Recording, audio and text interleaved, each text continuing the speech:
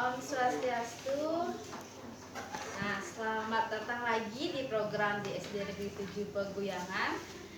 Program Guru Berbincang pada hari Sabtu ini, 7 Oktober 2023, dengan narasumber Bu Kadek Meriani SPD. Oke, pada hari ini kita akan membahas topik mengenai salah satu topik di PNM, yaitu perencanaan pembelajaran. Nah, Bu Mary, bagaimana kabarnya hari ini? Sementara baik Bu Yanti. Oke, hari ini kita akan berbincang-bincang sedikit mengenai topik perencanaan pembelajaran. Oke, ada beberapa pertanyaan yang akan saya sampaikan kepada Bu Mary. Di sini kita akan sharing mengenai perencanaan pembelajaran. Yang pertama, mengenai visi dan misi. Apa sih yang Bu Mary ketahui mengenai visi dan misi? Untuk diketahui pertama, visi itu kan cita-cita sekolah dalam mencapai tujuan pendidikan nasional. Jadi visi itu harus bersifat adaptif, dinamis, dan juga sesuai dengan kebutuhan yang diperlukan di sekolah masing-masing. Jadi visi tersebut adalah cita-cita bersama kita semua keluarga sekolah ini dalam jangka waktu tertentu yang dimaksudkan berdasarkan masukan dari seluruh warga sekolah ini. Jadi cita-cita yang kita susun bersama untuk mencapai tujuan bersama pula. Oke, kita bahas visinya dulu ya. Di sana kan seluruh warga nih ikut membentuk suatu visi. Terus bagaimana cara kita menyusun itu? Kalau visi itu sendiri? Untuk menyusun visi secara global kan kita perlu untuk mengetahui pandangan seluruh warga sekolah itu sendiri. Itu yang kita perlu lakukan terlebih dahulu. Jadi bisa kita melakukan dengan cara kuesioner atau wawancara. Kita wawancarai atau kita sebar kuesioner satu persatu kepada seluruh warga sekolah. Bukan hanya warga sekolah saja, guru, kepala sekolah, dan tenaga kependidikan, tetapi juga siswa dan juga masyarakat sekitar. Kita sebar kuesioner atau wawancara untuk mengetahui pandangan mereka tentang apa sih yang mereka harapkan terhadap sekolah kita sendiri. Oke. Tadi Bu Mary bilang kan ada masyarakat.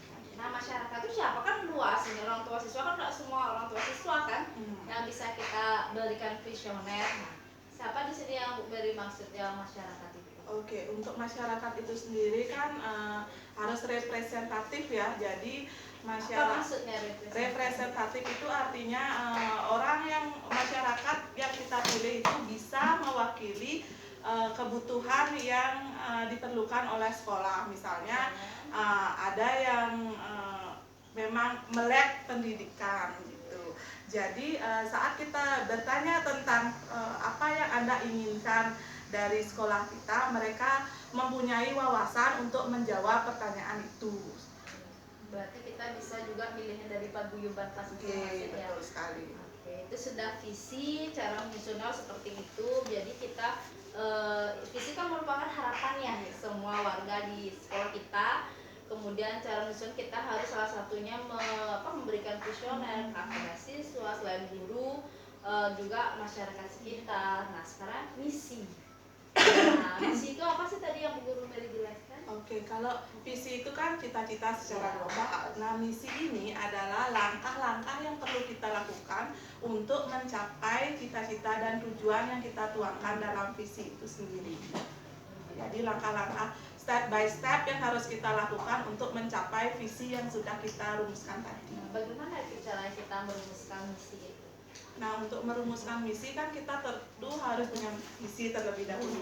Di visi itu kita harus mengambil beberapa indikator-indikator dalam visi itu.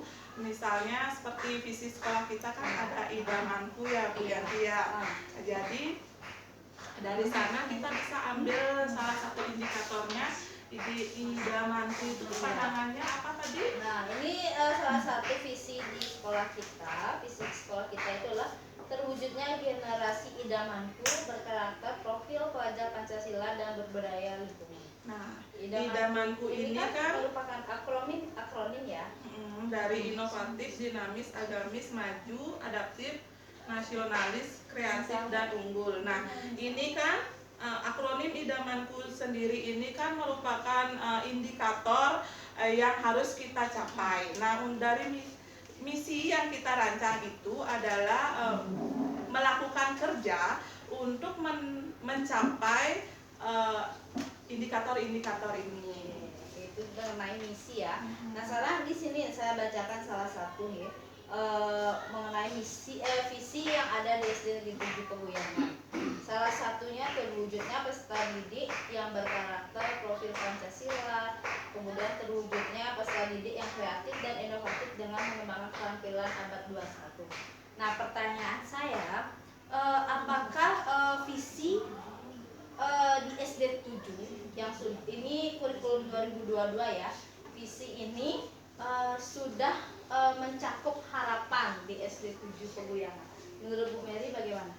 Nah, menurut saya sendiri dari 2 poin itu sudah representatif untuk harapan kita semua di SD 7 ya. Jadi kita mengharapkan bahwa output atau siswa kita akan memiliki salah satunya keterampilan abad 21 setelah mereka lulus dari sekolah ini. Dimana kan keterampilan abad 21 itu memang sangat diperlukan oleh mereka, mengingat zaman sekarang ini kan sudah dikuasai oleh teknologi. Jadi visi ini menurut saya sudah mencapai harapan. Tapi visi kan harus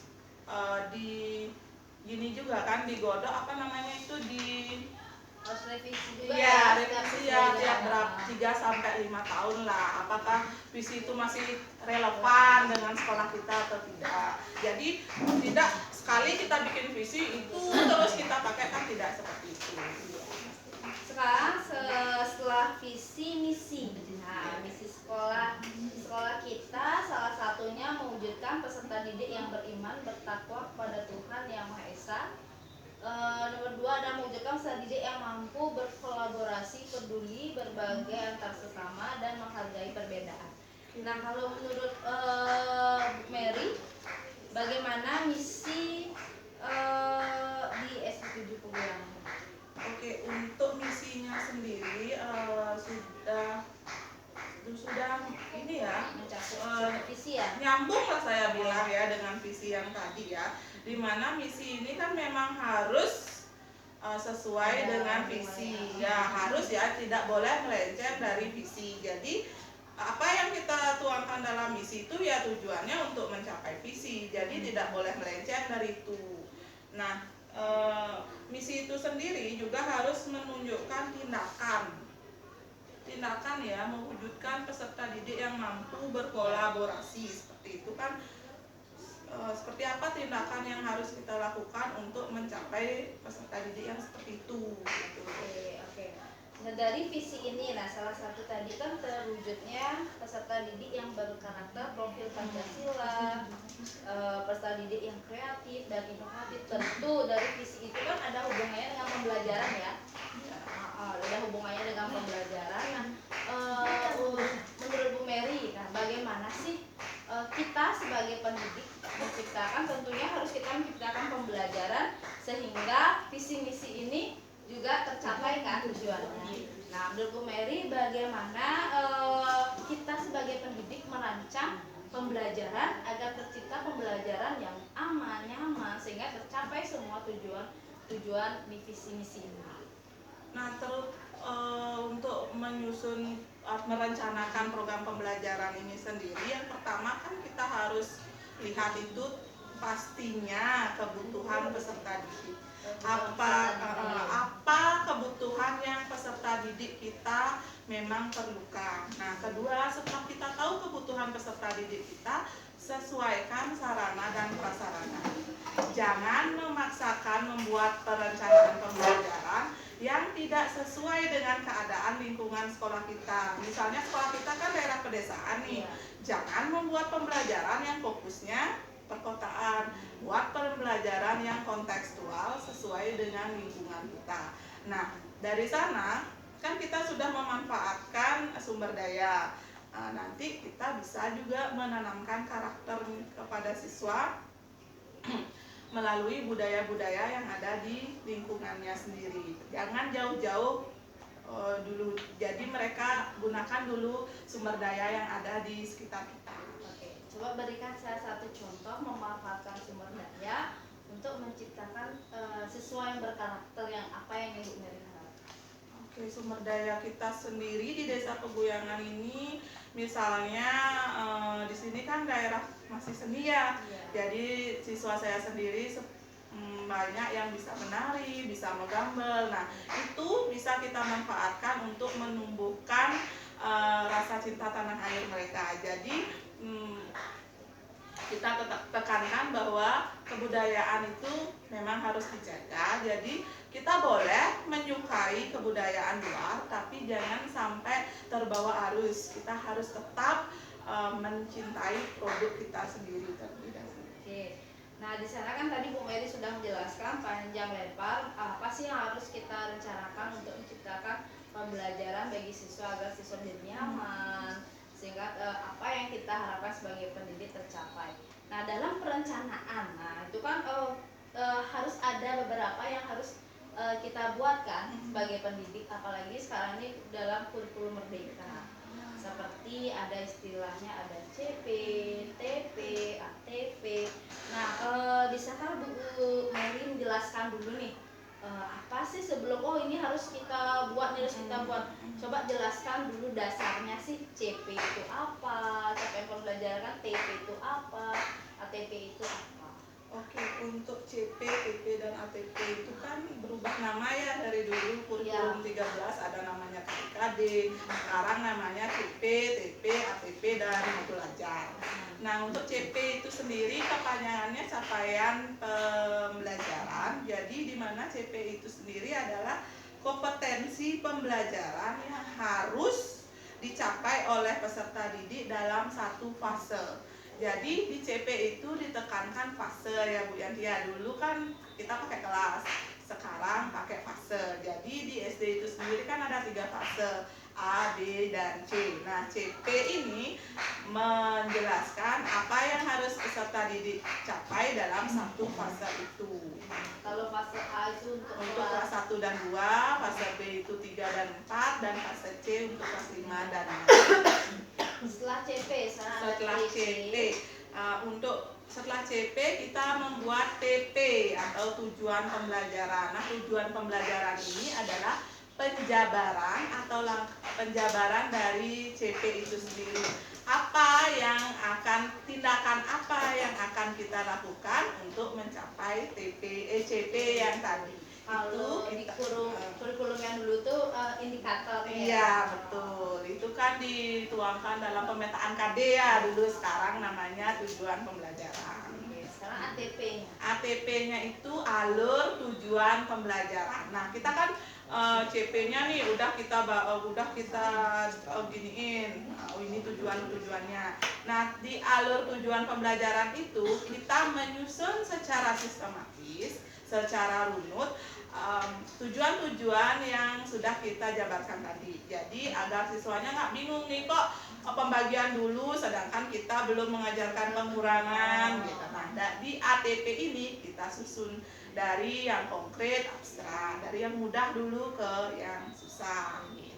Oke, itu ya alurnya ya. Sekarang tadi kan CP itu kan sudah tersedia ya.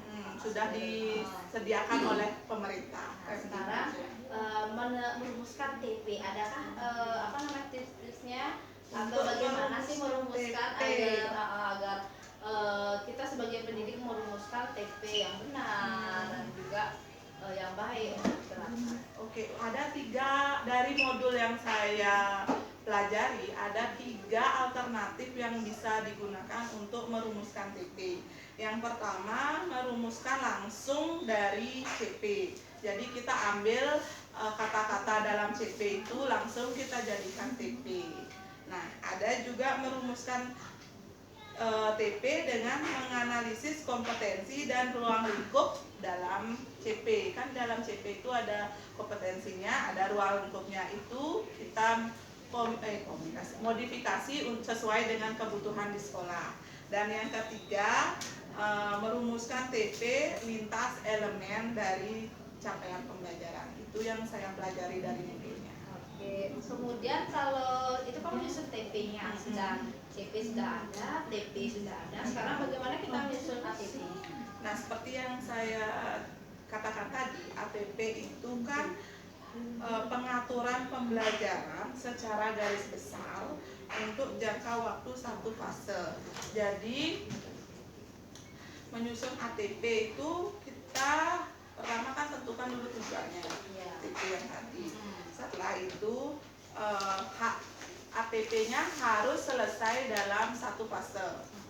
Jadi tidak boleh dia bawa PR ke fase yang lain. Kalau itu ATP untuk fase A, ya harus tuntas di fase A. Nah, selain itu harus logis dan disusun dari yang sederhana ke rumit seperti yang saya sampaikan tadi. Dan yang terakhir, fokus pada pencapaian CP. Jadi jangan melenceng. Kalau CP-nya tentang bilangan, ya alur tujuan pembelajarannya ya tentang bilangan. Yang lain dulu.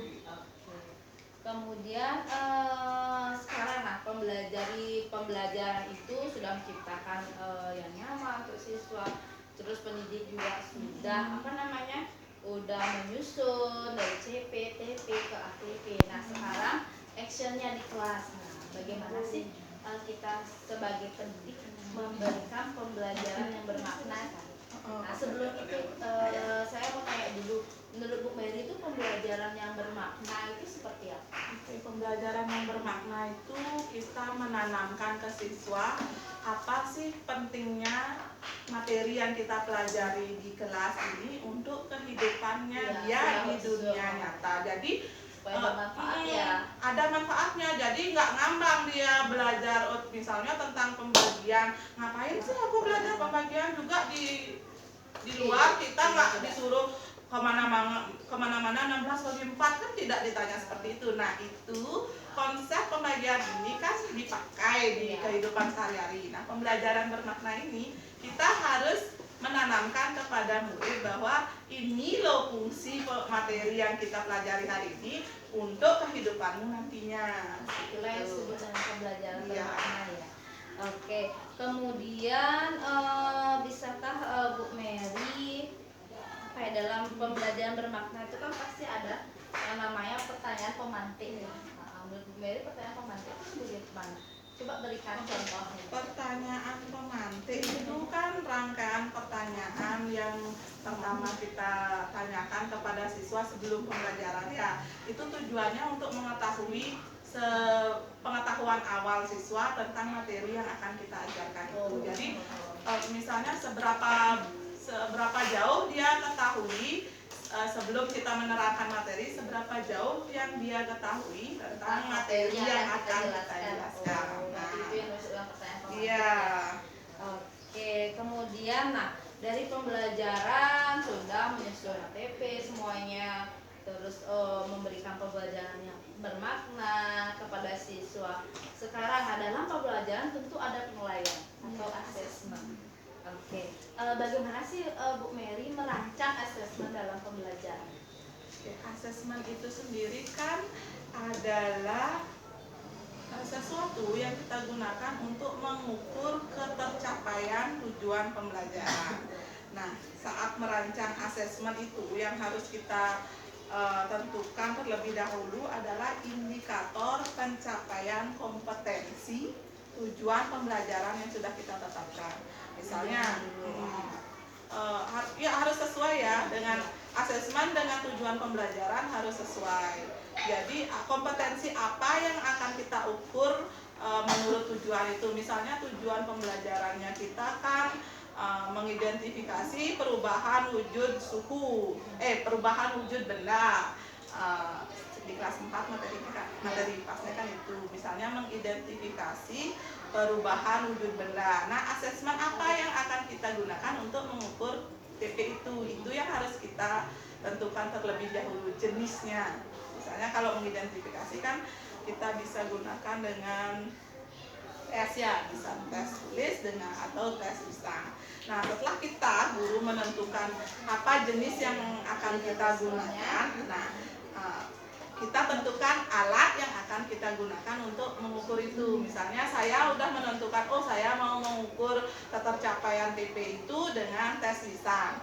Nah, alat yang akan saya gunakan adalah rubrik wawancara. Di mana di rubrik itu dijelaskan, misalnya di sana ada skor berapa dengan ketercapaian rentangnya berapa, seperti itu. Nah, setelah saya menentukan jenisnya, menentukan alat yang saya gunakan, yang terakhir kita harus menyampaikan kepada siswa bahwa ini loh jenis asesmen yang akan digunakan, ini kriteria penilaiannya. Jadi mereka punya panduan. Itu disampaikan sebelum kita melakukan asesmen ya. Jadi panduan asesmen untuk murid. Jadi saat kita melakukan asesmen dia nggak bingung ini gimana nih cara menilainya gitu. Jadi kita jelas, mereka juga jelas.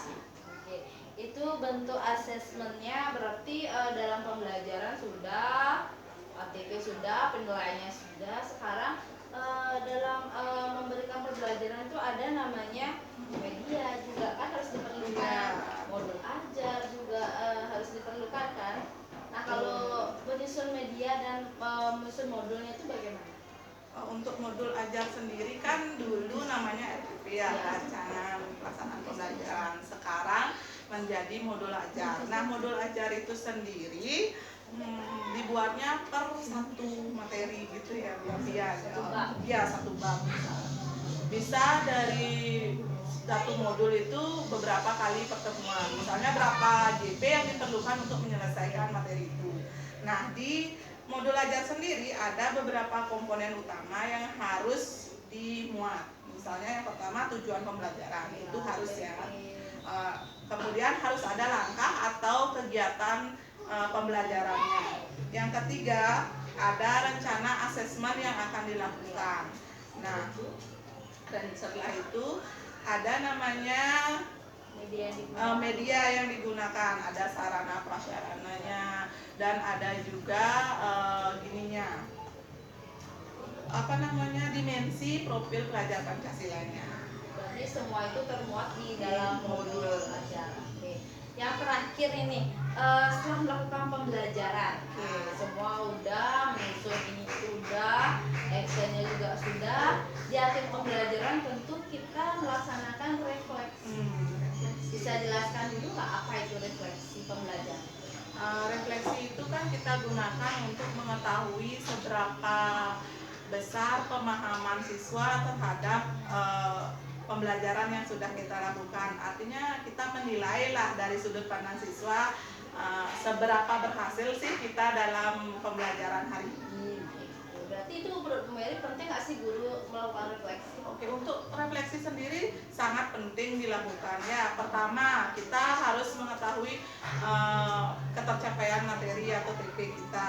Kita kan bisa lihat dari refleksi itu apakah siswa memang benar sudah memahami materinya itu. Jangan pas kita jelasin misalnya anak-anak udah ngerti, jawabannya ngerti tapi ternyata tidak kan, kita bisa lihat dari refleksi.